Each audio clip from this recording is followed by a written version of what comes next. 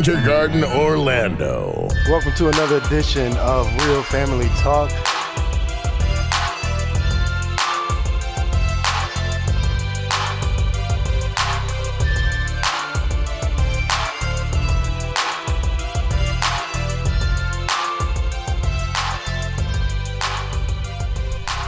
Hello. Welcome to another week of Real Family Talk. This is your host, Jay Real. I hope everybody's having a great Tuesday evening. I'm feeling pretty good, man. I've been on the road, I feel like all day today, but not too bad. God has kept me anyway. I saw two horrible accidents as I was driving today. Going to work this morning, I saw an accident where a car somehow, I don't know, I didn't see it, but I saw the after effects, was somehow stuck up underneath a semi-truck. Oh, no. And then as I was coming home today, saw another car that was, the whole front end was tore off. Somehow or another, they ended up into the side of the highway somehow or another. So God kept me from that. So I thank God for keeping me today as I drove some 300, 400 odd miles today. But yeah, man, that's what I do sometimes. I want to go ahead and welcome everybody here with me in the building tonight. Miss Monica's back in the building. How you doing, Miss Monica? I'm doing great. That is awesome, man. She's been gone for a few weeks. She did call in. I did call and talk to us for a little bit. I had an emergency. Yeah. She's a busy lady. The busy person. The conversation we just had. Well, we give the Lord praise for increase. Yes. That's right, man. She's got to stay busy. Got to keep them checks coming. That's right. Mr. King's in the building. How you doing, Mr. King? It's Tuesday. In the absence of Miss McCray, I say it for her. It's Tuesday. Yes, happy belated birthday. Yes, happy belated birthday. Yes, definitely. To Phyllis. I was going to get to that. But real quick, how you doing tonight, Jeremy? I'm good. How y'all doing out there? Awesome, man. Awesome. As Mr. King has alluded to, Miss McCray's not in the building tonight, but yesterday was her birthday. So we will send a shout out to Miss McCray. Happy 35th. Happy. You are going to get in trouble. Happy 35 special. Ups and T-shirt and a big giant hat. And you know what? I'm sure she probably did too. At best, she might have had her feet in the water. I hope she saved me some cake because I seen that the purple and white cake was looking good. So, man, shout out to Miss McCray. She had an emergency she had to go take care of. That's why she's not here tonight. But happy belated birthday from Real Family Talk, Miss McCray. We got a guest joining us in a few minutes. She should be calling in, so we'll talk to her in a little bit. But of course, as always, what we do during football season, we got to acknowledge what happened during this past weekend in football. The best game that I saw was between the Dallas Cowboys and the Choke Boys and the Denver Broncos. I tell you, man, I was doing a lot of work this weekend outside, so I was grilling, washing cars, and then catching some of the game.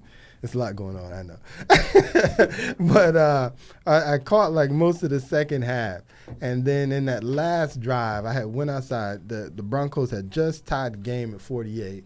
And so the Cowboys were just about to get the ball off the kickoff and do their thing. I figured, Tony Romo, 2 minutes left. As good as he's been playing today, I was like, I just know Tony's going to come down the field and do something nice. So I did something nice. He showed you the real Tony Romo. So I said to myself, I can certainly go outside, flip some chicken real quick, and then come back in and see what the Dallas Cowboys are doing on their drive. I go outside. I flip the chicken. I come back inside, and Peyton Manning is on the 20-yard line getting ready to score. I'm like, what?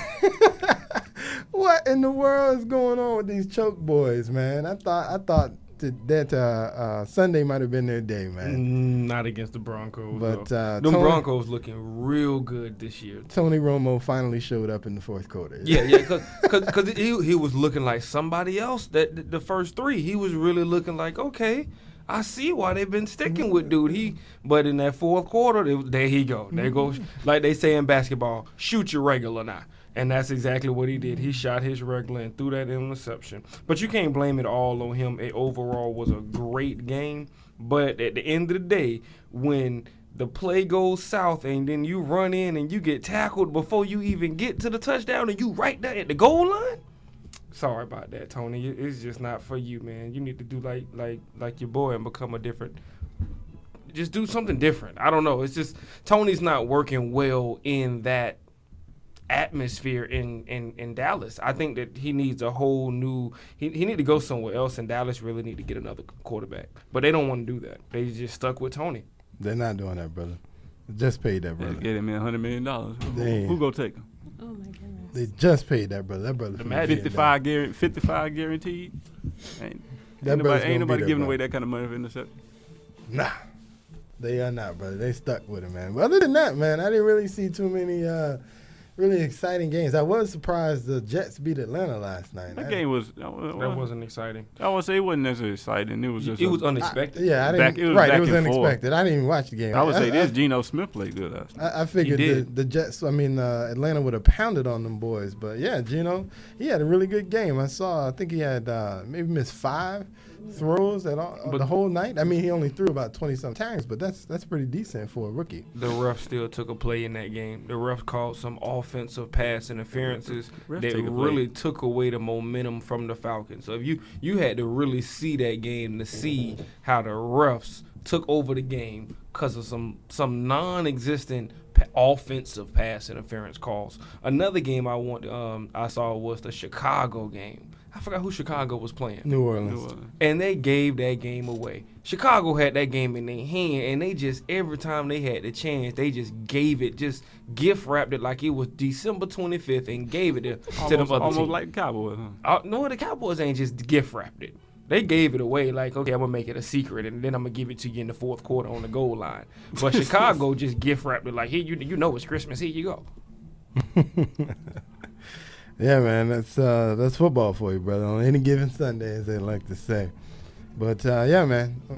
Hopefully next week we got the Steelers to be active. They have a bye week this week. Who cares? But anyway, I want to give a shout out to those Eagles who stood strong and won. Shout out to those Eagle fans, those Mike Vick fans. Only after Nick Foles came in. Say Mike didn't play. Hey, he played in the first quarter and didn't do nothing. Well, what I don't understand is they talking about he pulled a hamstring. Yeah, that's and now he can't play this week. He's not playing this week. What? I done pulled a hamstring. You massage it out and you go. What is going on? It's not that easy all the time. I don't believe it's no hamstring. We'll find out, brother. You better hurry up and get back, though. Because if he don't, brother, Nick Foles may be the quarterback for the rest of the season. And that's what I'm scared of. Everybody can get hot one game now, bro. Hey, you never know, though. Like I said, that's all it takes is one hot game, brother, and then they'll keep him until it goes sour again. So, but I don't think he'll be right in that offense they're trying to run. Don't matter. It's all about them W's. So the W's keep coming, brother. You know they're going to have them out there. So we'll see, though, man. Like I said, I wasn't really excited about this week in football, but next week will be a better week, I know, because the Steelers will be playing again. I know you don't care, Mr. King, but that's all right. I care, dude. I understand. And that's all right. But they suck, right? Or not. They may not have the greatest season, but I'd still rather see the Steelers play any day. Ain't nothing worse than a host of a show liking a sorry team.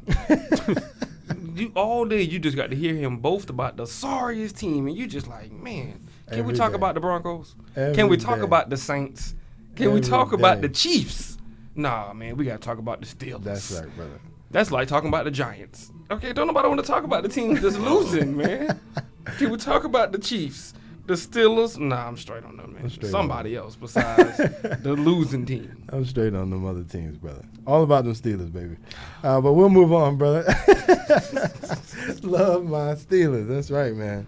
You got to love, man. But, I got one other quick comment. Last week we talked about the Preachers of L.A. Coming on, and so I had to catch it. I think this week was the first show came on this week on Oxygen, and so I checked it out. And it wasn't too bad. The first episode wasn't too bad. It just kind of introduced all the different pastors that are participating in the show.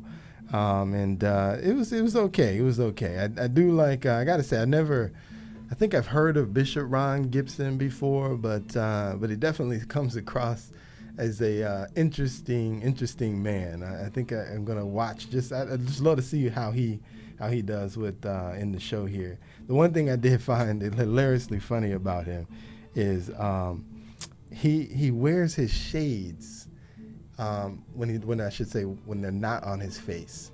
He puts them hanging at the back of his collar. So if you can imagine, you have the pieces that hang on your ear to your shades, and then he just takes them and he tucks one of the little pieces, and so the shades just kind of hang out on the back of his collar when he's not wearing them. Which I just thought was like, I've never seen that before. Like, what is that? I mean, who wears their shades? Like this? No, sir. No. If you take your shades like this, your glasses, and you take this piece and you stick it on the back. I'm demonstrating for Mr. King. And he just wears them like that, bruh. And he walks around like that, that's his style. Slap him in the back of the neck? That's his style, man. That's his style. That Shades hanging in the back, out of the back, at the top of it, from the top of his collar. Haircut, they slap you on the back of the neck, but you got your glasses back there, so now I can't get slapped on the back of the neck. See? I guess not, brother. That's what it was. I guess not, brother. He's led by the Lord. But yeah, the other interesting part I was going to mention is there was an episode in the episode. Deidre Haddon was doing a I guess a reintroduction kind of concert. I guess he's been off the scene for a little while, so he's kind of reintroducing himself and his music and the movement that he's trying to create. And he had invited the Bishop Gibson up to do his altar call, and it was kind of odd when he said to the bishop as he was doing the altar call, "You need to hurry up." It's basically what he told him. I guess he obviously felt like he was taking a little too much time, and I was just like, really? Do we put a time limit on the altar call? Well, okay. I guess that's what we do.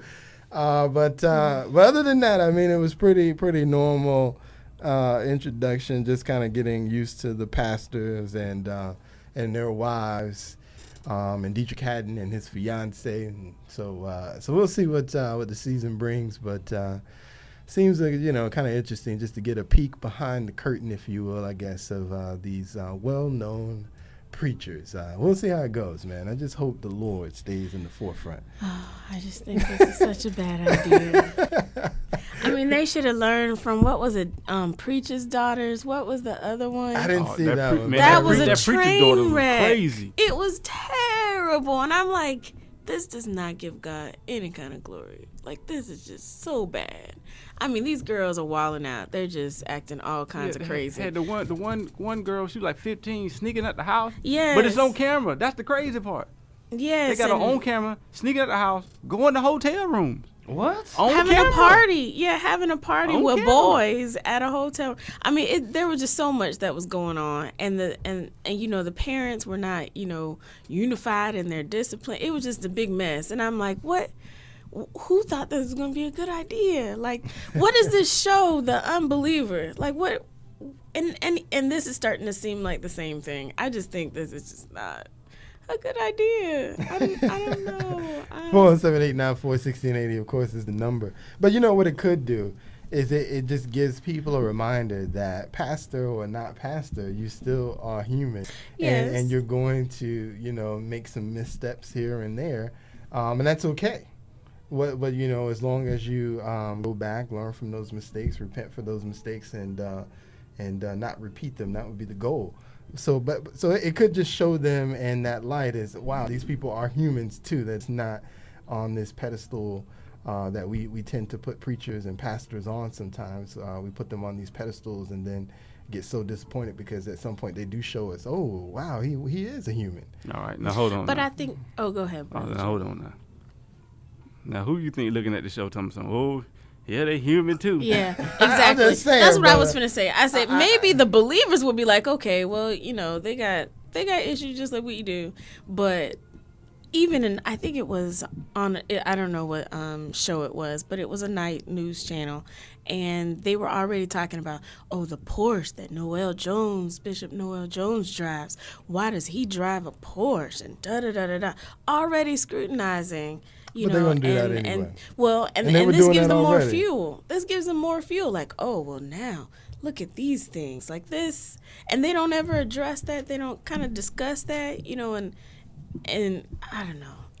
I'm sure they will address some of that at some point. But I mean, they're not going to say anything that's going to. I can imagine they're not going to say anything that's going to put anyone who questions that at ease. Because at the end of the day, what you have to remember. I think just looking at the initial episode, I would say the person who seemed to live the most largest life, we'll call it, was Bishop McClendon, as far as the type of house he owned and the things that they had in their house and the different cars that they were driving and whatnot.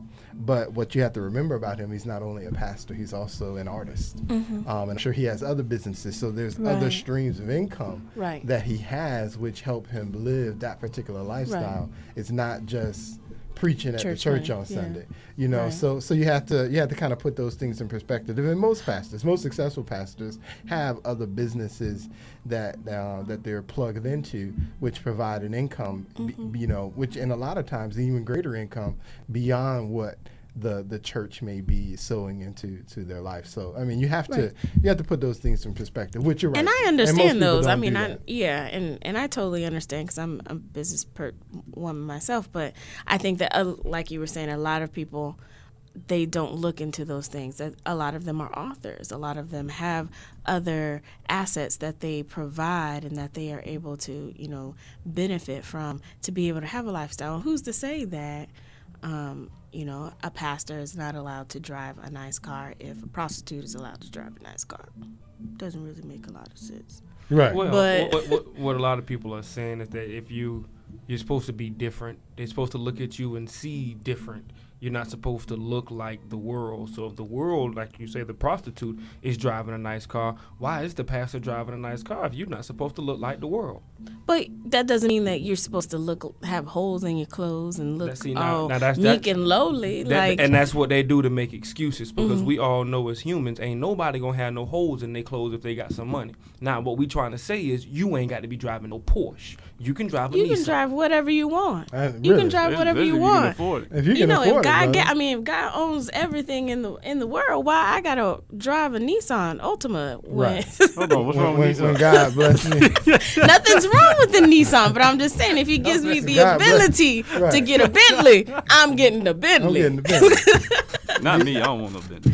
If he gave me the ability to drive the Bentley, then I'm gonna get the Bentley. Right. I don't need to drive, the Versa. I get the Bentley. Right. Exactly. If you can afford it, you're supposed to be able to get it, brother.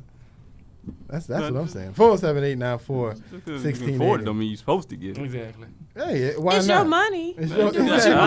I'm not denying that, but I will say this. I say, especially as a pastor, when you know people are looking at you. I'm not saying don't get a nice car, but do you really need a Bentley?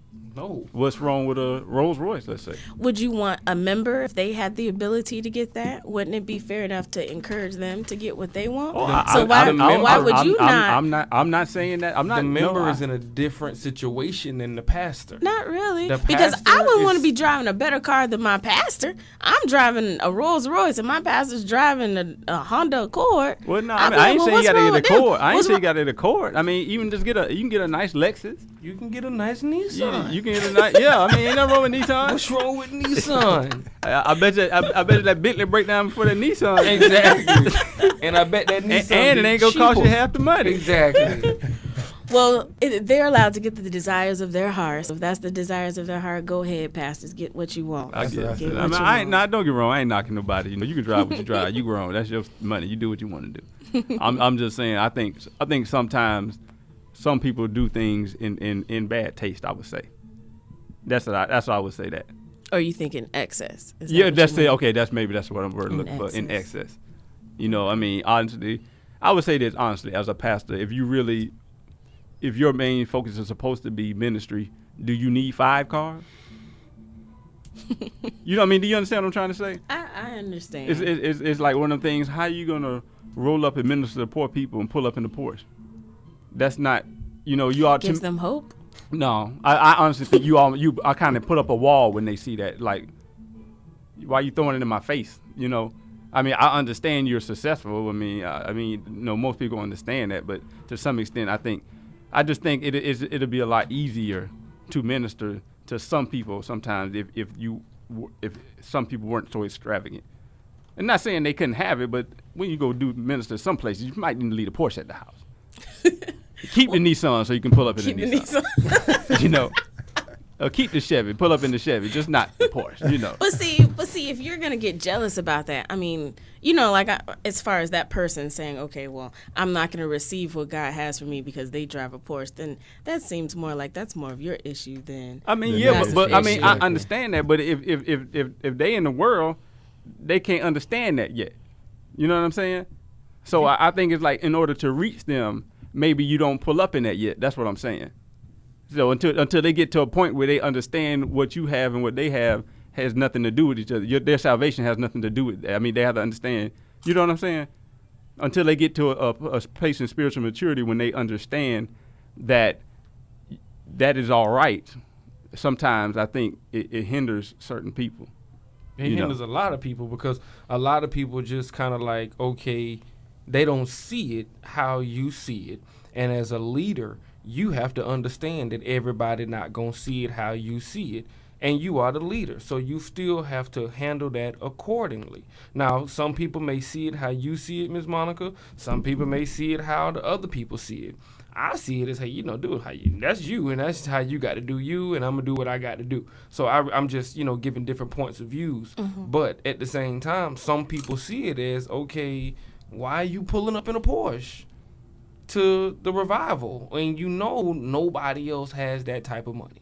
Now, if you're at a mega church where other people have that type of money also, then I understand. But if you at a 50-member church and you got a big Porsche from 2012, something's up. A lot of people may feel some kind of way about that.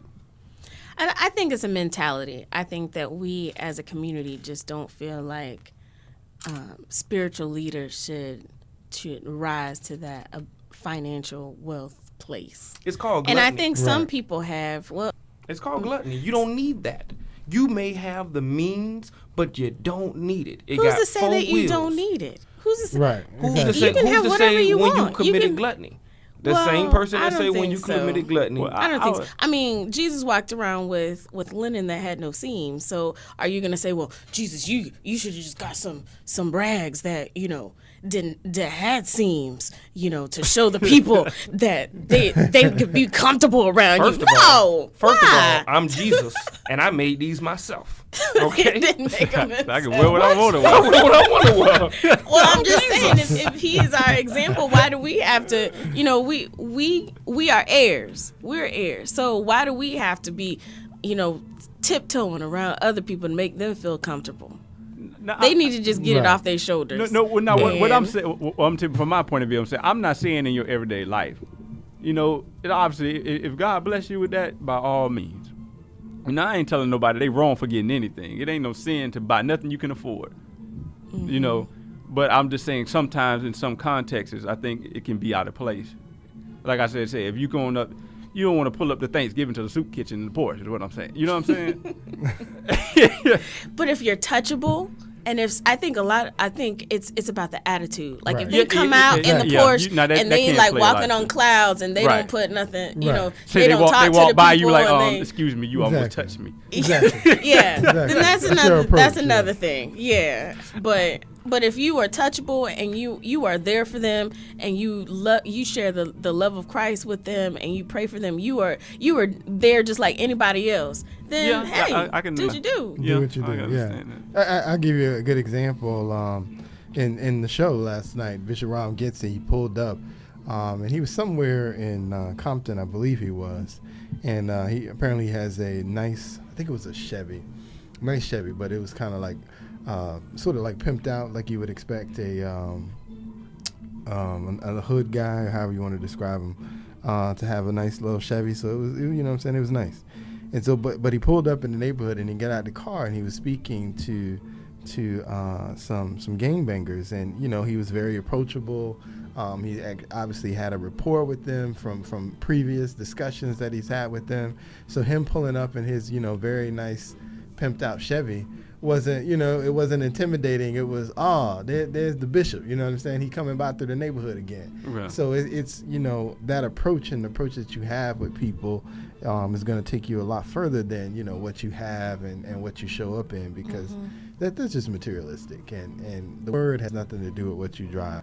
Or what you it's your attitude and how you approach people. And so if the attitude's right, then I don't think any of that stuff matters. 407-894-1680 is the number. 407-894-1680. I'll go ahead. What's the last thing you want to say on that, Mr. King? If your attitude is right, why do you need a Porsche? If you got the attitude, it is not necessary for you. Can I finish excuse me. That was so rude. I'm so sorry. Thank you. If you got the right attitude, anybody with the right attitude knows, what, I can afford the Porsche, but I don't need the Porsche, so I'm going to just get the Nissan. Anybody with the right attitude would do that. Now, somebody like, well, you know what, I can afford it, so I'm going to get it. I don't know if that's the right attitude in my opinion. And, I'm just one man, and opinions are like fingers. Everybody has some fingers. Well, everybody ain't got fingers. Everybody ain't got fingers. I take that back. Yeah, you got to use something else. I want to say something else. But I know, but you're going to let somebody else speak since that didn't work out. Yeah. Okay. Well, I think, if you have worked hard and God has given you the ability, if it is what you want, then get what you want. If the basketball player gets $55 million guaranteed and you sit and you go to their basketball camp and you listen to everything that they say and they roll up in a Rolls Royce limo, you're not going to not receive from them or have opinions about them or, be intimidated by them because of that. And all they have is a gift in basketball.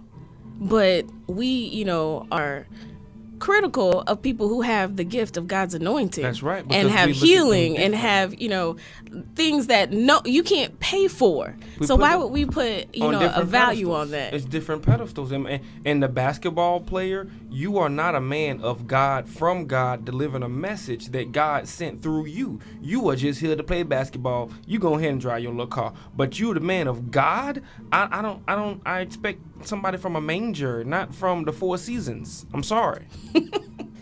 And that's just how it is.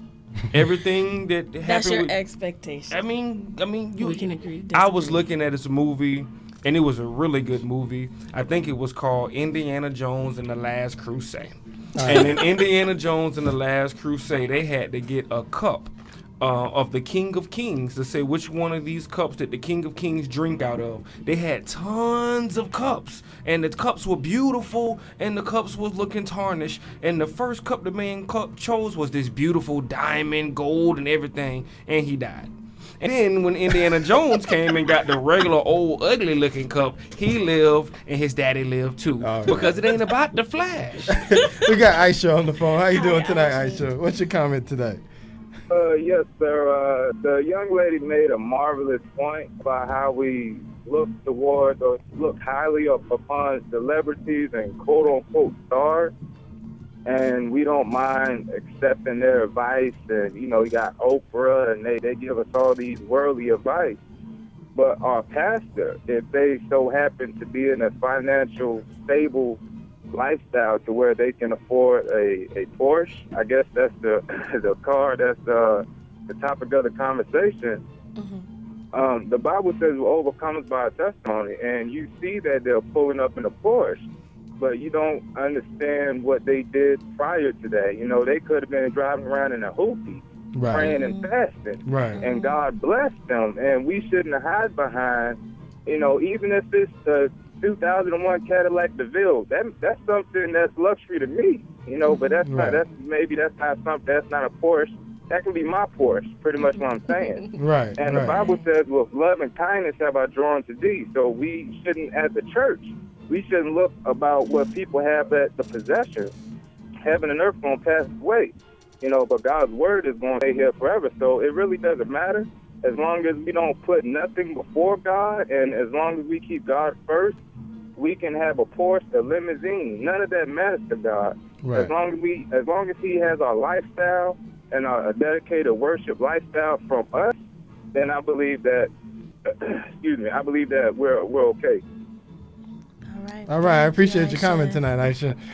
And Yes, sir. That's and that's that's the point. You gotta, as he said, you gotta remember, or you don't know where they came from. You don't know their story. You don't know what they did or what they had prior to gaining that Porsche.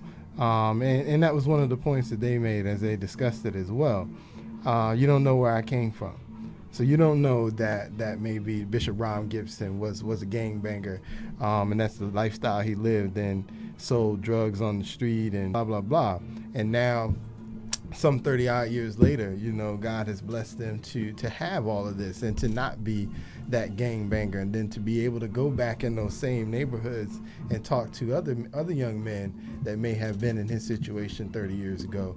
And now he can help them and understand to see that there is a way out. And you don't have to be a basketball player or a football player to get out. You can get out through God. So I mean, you gotta. What kind of car you drive and all of that stuff, it's really neither here or there. I think it all goes back to that person. Does he have God in the forefront? Is God leading him? Because if God is leading him, then God can lead you to have whatever he desires for you to have. As they say, the earth is the Lord's and the fullness thereof. So it's all his anyway. It's just a matter of what he's going to release to you. And so if that's what he's released to you, then God bless you, and hopefully God will bless me the same. That's Amen. I said that. A little word for it. Amen. But we'll keep it going. We'll keep it moving here, man. There was an article that I ran across this week that I wanted to bring to the table tonight. It was an article about young black males, man. Young black males, that's a big concern of us all. We want to make sure our brothers are surviving, We want to make sure the next generation is here to bring the next generation up. But in the report, the headline talked about how 1 in 3 black males today will go to prison in their lifetime. 1 in 3. So there's 3 of us in here tonight. Obviously, we're not that young, but there's 3 of us in here tonight, But to think that those in our son's generation, the expectation would be 1 of 3 of them will go to prison. I got 3 sons. So 1 in 3 of my sons are supposed to go to prison? I don't think so, brother. But just the statistics that are out there. He just letting y'all know. He just saying. He don't think so. Brother Jeremy's giving me the side eye over there. Yeah, I ain't looking at no kind of way. I'm just saying. He don't think so. For the record. Somebody got bad kids as well. I didn't say nothing like it. I didn't say that. I'm just saying. For the record. What make you so special? I'm just saying. But yeah, man. I mean, that's that. When I saw that, I wrote on Facebook. I said, stunning, but not surprising. Because we live in a day and age where, kids these days, generally speaking, they don't have, I look at it as they don't have the history to understand where we've come from, to really be able to develop a mindset to be something different. And I think that's the struggle that our young men have today, is that they don't understand where we've been to know that there is another path. Unfortunately, everything we do today puts athletes, and we talked about this before, we put athletes and singers and stars and actors, we put all of them on the pedestal as the achievement, and we're not showing them that there's another way. Again, I applaud, the Bishop Gibson as he saw, there's another way. He through God, he got out of gangs. It wasn't, he didn't play basketball. He didn't play any kind of sport. He's not a star. He found God, and God delivered him from that lifestyle. There is another way, there's the education. I found my way through education. Got my education, and now I'm going back to try and educate others. So there are other ways, but to think about that really kind of hurts my heart. The concept of the article is based on a report that was commissioned by the Sentencing Project, a Washington, D.C. based group. and they were submitting the report to the UN Human Rights Committee is what they were doing, and they were showing the staggering disparities between races in America. So for black men, it was 1 in every 3. For Hispanic or Latinos, it was 1 in every 6. And then for whites, it was 1 in every 17. So, really? 1 in 17 compared to 1 in 3. Did they submit that because they feel as though there is a disproportional, I guess, that the legal system is, you know, discriminating? I guess is the way. In the article, 407-894-1680 is the number. 407-894-1680 is the number.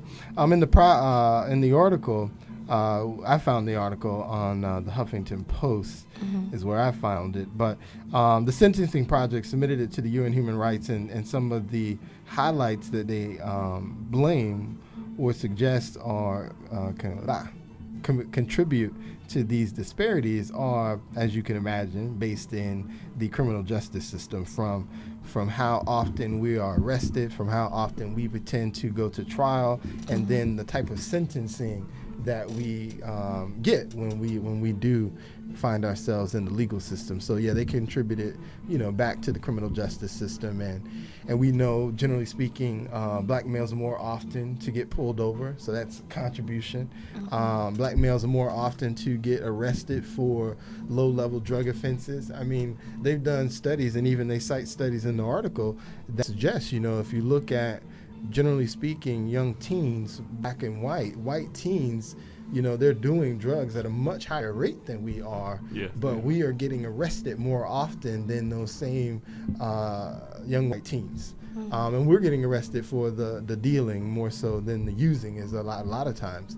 So we're getting arrested a lot more, but they're doing all the drugs. And a lot of times they're coming to our neighborhoods to get those drugs. And they're getting out of the neighborhood with the drug. We're getting arrested for selling the drug. It's crazy how that works, man. 407-894-1680. What are you guys thinking on that? I think that there really needs to be a lot more, I guess, programs out there to help our community. I think that overall, in general, the stereotype of young black men and young black women, especially since the boost of the hip hop age has just really plummeted, and it's difficult. That I think they really don't understand, like you were saying, where we've come from, what our expectations should be. I think that they really have lowered their expectations among themselves. And so they go out and they do certain things because, well, this is what this person does, or this is what, no one else expects anything else from me but this. And then they put themselves in situations to make this statistic high. But, I think it also just needs to be some education about how to deal with certain situations. I definitely don't think that it is our fault that it's 1 in 3. I think that there are other things, like the idea that the police have of black men, and even with the New York and the whole pat down, shake down thing that they have, just because you look suspicious, I can stop you and search you, creates that, that great probability of being arrested for probably no reason, or going to prison maybe because you fought in that particular situation. Maybe you thought you were wrong, and then you get another charge because you felt you were wrong. So I think it all boils down to, like I've always said, our music. A lot of our males, black males, that they look up to who they see in the videos, and they look up and they try to live what they hear in the music. A lot of them don't know that, man, they just saying that to sound cool. And I really think that's the issue. Once they get some role models, I think that they will start making changes mentally and in their everyday lives. All right, I see you called back, Aisha. Talk to me, sir. Yes, how y'all doing? I wouldn't say it's completely our fault. Well, first of all, let me say I'm black. I'm a young black man. I'm 22 years old. So I can rightfully make this comment that I'm about to say. And I wasn't grown up in a all-white neighborhood, so it was definitely drugs and violence and all that per se. But growing up, it was also the choice in a lot of homes. There was a lot of rap music. There wasn't a lot of God in the household. So the devil easily penetrates through a lot of households, and the devil don't care if you're black, white, yellow, but the fact that, you know, stepping out of spirituality for a second, the fact that us being African American and young, we already got a strike, born into this world. Nobody can deny that. You know, we're always going to have to make that extra step. But with us not having with a lot of the generation nowadays, young black men and some females, women too, not having the right support system where their dad is in jail or in prison, or their dad is doing drugs, or their mom is doing drugs, it's just too easy for that child to come right into that environment and walk into that lifestyle to where they already know.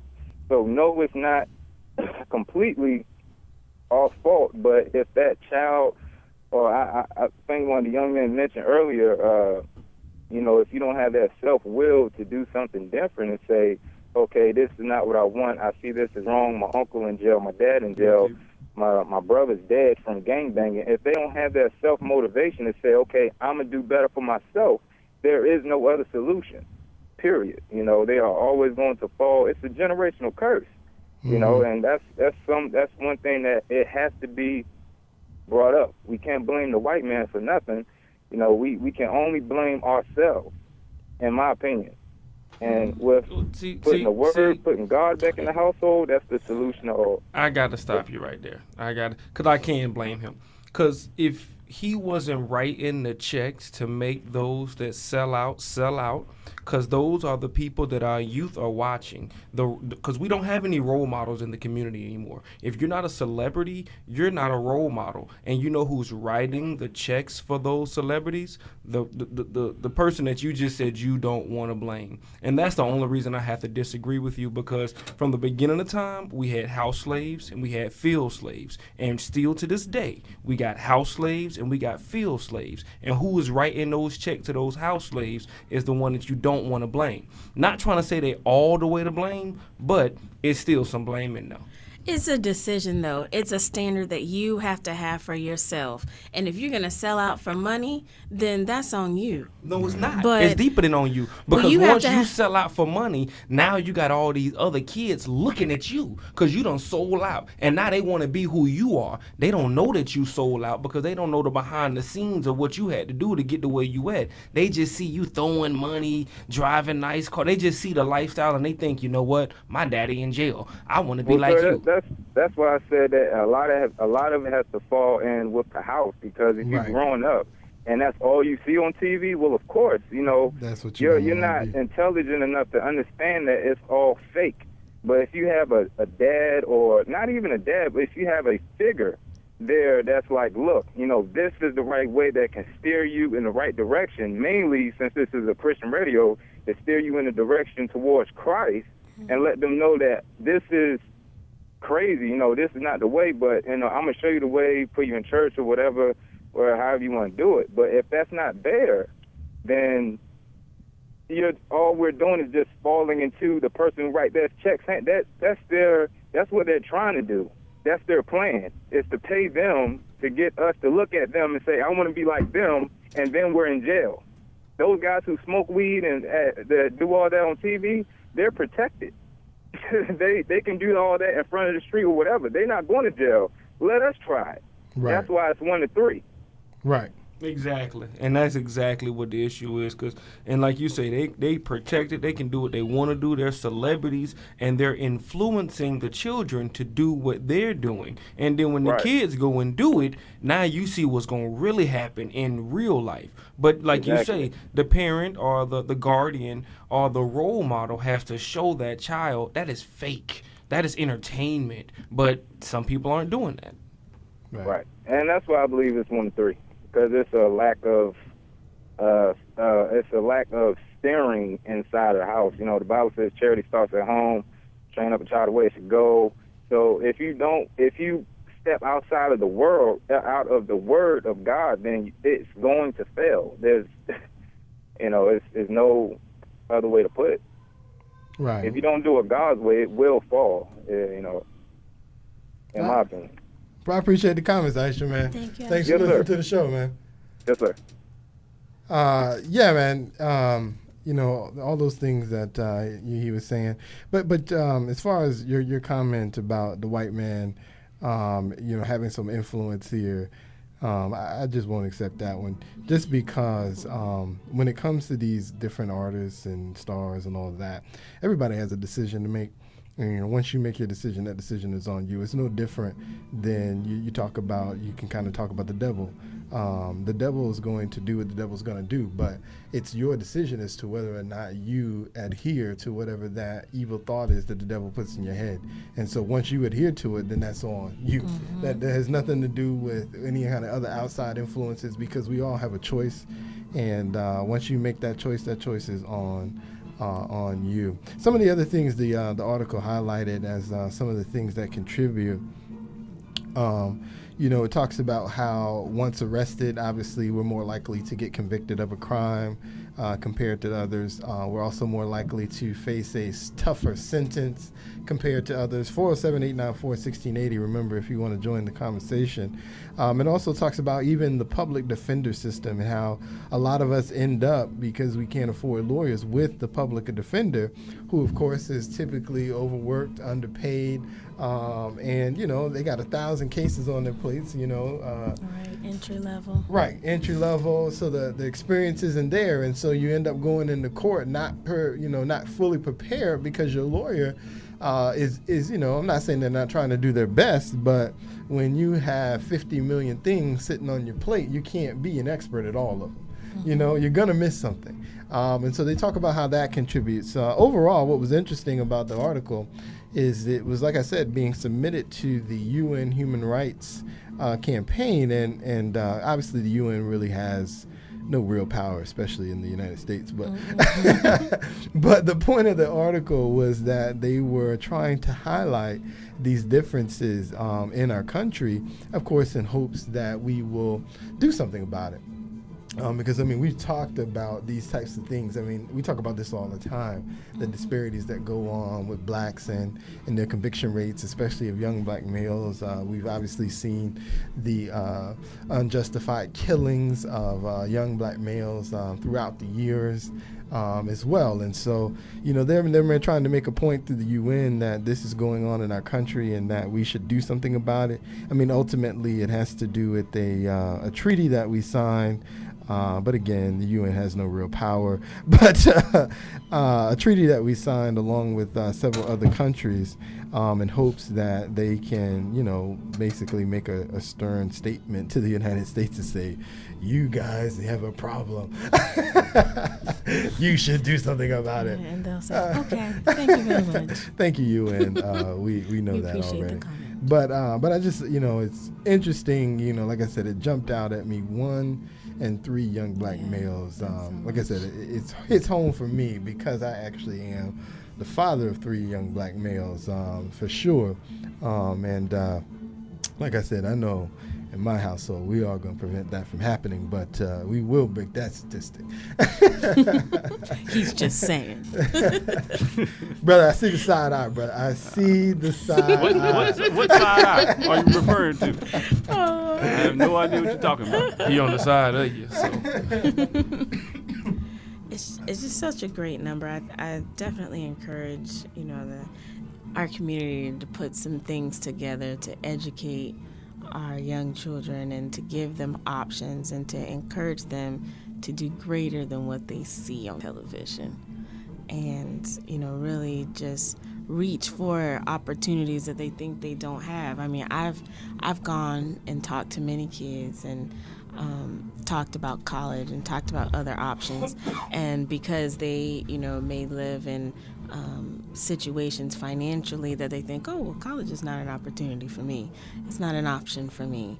But there's just so many avenues because they may live in low-income families that they actually have more opportunities to go to college. And we don't spend that time to tell them. And even beyond that, I mean, trade schools or technical schools are great options as well. I mean, I work at a technical school, and so I know there's jobs you can go and do. And at my particular university, well, not school, I mean, it's not a university, but at my school, I mean, there's opportunities, 15, 16 months. You can complete a program and then get a job making, upwards of $20 an hour, which, I mean, you say, oh, you're not going to get rich, making $20 an hour for the rest of your life, but being 21 and all you do is work at Walmart. You budget your money right, you can. You budget, you work at Walmart and leaving Walmart and then getting this $20 an hour job after about 15 or 16 months is a pretty good start to get you going down the right path. And so there are opportunities out there because everybody's not going to do well in college, and everybody's not is not going to stay there too. So because not everybody wants to go to school for 4 years. True. So 15, 16 months, 8 months, there's other opportunities, man. We just got to let them know and educate them on what those things are so that we can change the next generation, right, Mr. King? We want to change the next generation so that as they grow up, that they'll be that next one to show the ones coming behind them that there is another way, right? Right, Mr. King? That's what Mr. King's all about. You know what my comments are positive. Is that right, brother? I'm about brutal truth. And you don't want to know the brutal truth. What's the brutal truth? The brutal truth is, since you asked, the Bible says it's going to get worse. And that's all I'm going to say. Yeah, it is going to get worse, but it's, saying it's going to get worse don't mean people can't be saved. I didn't say that. See, now you jumping toward the negative. I just said the Bible said it's going to get worse. Yeah, that's all I'm trying to say. I do believe that. That's all I'm trying to say. I'm not trying to say nothing. I'm with the positive change, but I'm also with reality. And reality is everybody need money. Nowadays, people were scared to go to hell. These days, they don't even care. And they'll tell you, I don't even care no more, man. I just need to pay these bills. And that's what, and it's like, really? And that's how the devil has shaped this world to be, because you got bills and you're going to do what you got to do to pay your bills and feed your family. And that's, he's getting these enablers in those positions, and he's getting those enablers to influence your kids. So I don't see it getting no better. But we can always strive for, solutions to make it seem like that's what's going to happen, but I don't see it. That's just my opinion. Well, I mean, it certainly doesn't get better. It takes actions by people showing change. And again, you never march. They was getting upset because they was like, well, what a march going to do? It's like, we were trying to show action then, and people was complaining that we were showing action. But yeah, you can march all you want. You have to be in that in that neighborhood and all that stuff consistently. That's what you have to do to create change. You got to be in people's face consistently, not just on the hot topic. And so my thing is never that you're going to automatically change everybody, but my thing is as you reach 4, that 4 can reach 10. That 10 can reach 30, that 30 can reach 50, that 50 can reach 1,000, and then from there it sprouts. And it's all about the seeds. You got to just plant those seeds, and you're not going to catch everybody. You may not catch 100 people the first time, but if you catch 5 is a great start. And then that 5 can go catch a few more, and they can catch a few more, and then it just keeps multiplying so that, 15, 10, 20 years later, now you got 1,000, now you got 10,000 people that have began that process of change. And that's what it's about. That is. You got to it's about planting the seed because you're never going to reach everybody, and it's not possible. But if you plant the seed, and if a few can take hold to that seed, change can happen. And that's the thing. But I'm going to move on from that because I got a quick little statement I want to make. We only got about a few minutes left in the show. We've been talking about the Affordable Care Act, and I still encourage everybody to go out and find out what kind of savings you might be able to get in the Affordable Care Act. Now, this little comment I'm about to make may not make you feel that way, but from everything that I have read, I'm going to say that I was reading in the Orlando Sentinel actually the other day. They were talking about a family of 4 people, the family of 4. The family was making I can't remember the exact number, but it was somewhere in the 40,000-ish range. For a family of 4. And so the husband, the wife, whoever it was, went on and they were looking for a plan under the Affordable Health Care Act. You want to go to healthcare.gov. I'm going to encourage you to go get it. But because it sounds like a great deal, that's what I'm telling you. But yeah, so family of 4. So they said they found a plan on the exchange at healthcare.gov, and the plan was apparently about almost $900 for this family of 4. $900 a year or a month? A month. $900 a month. Now, Miss Monica's looking at me, what? I thought it was the Affordable Care Act, right? So looks like I'm staying with my employer's plan. Wait a minute though. It does get better. Better. So a family of 4 making $40,000 a year qualifies for subsidies, Miss Monica. They qualify for subsidies.